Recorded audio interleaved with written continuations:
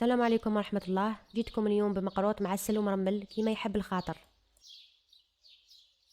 عندي 3 كيلات سميد من نوع الخشن و3 ملاعق كبار فرينة وملعقة صغيرة ملح. نخلط جميع المكونات الجافة ونضيف كيلة تاع ليدام بين السمن وزيت وندخلهم مليح ونحكوه بين يدينا حتى يتشرب ليدام تاعنا ويتبسس هذاك السميد، ونغطيه بكيس بلاستيكي ونخليه يبات ليلة كاملة. بالنسبة للحشو عندي 3 كيلات كاوكاو محمص ومرحي وكيلة سميد متوسط و2 ملاعق سكر. نخلطهم ونضيفوا 2 ملاعق تاع السمن ذايب.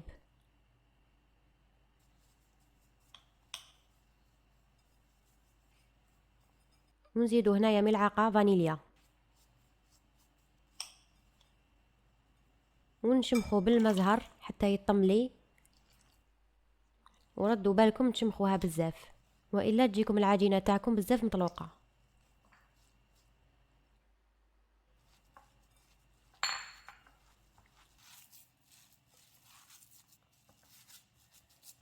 من بعد نغطوها ونخلوها ترتاح. نبدا نشمخ في السميد بشويه بالماء والمزهر. نستعمل في البدايه اصابع اليد حتى تبدا تتشكل لي عجينه.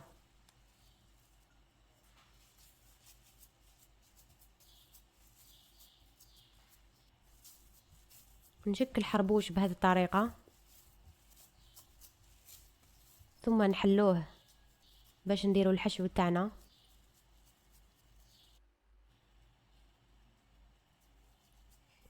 نغلق مليح بهذا الشكل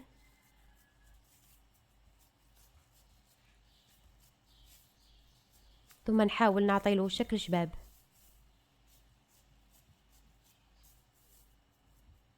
ونقطعوه حبات متساويين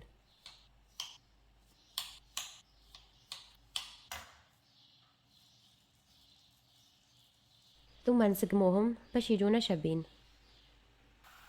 ومن بعد في زيت كنا سخناها من قبل نبداو نقليو الحبات تاوعنا على نار متوسطه. نخرج المقروط تاعي بعد ما طاب ونعسلوه وهو سخون باش يشرب مليح وما يجيناش ناشف.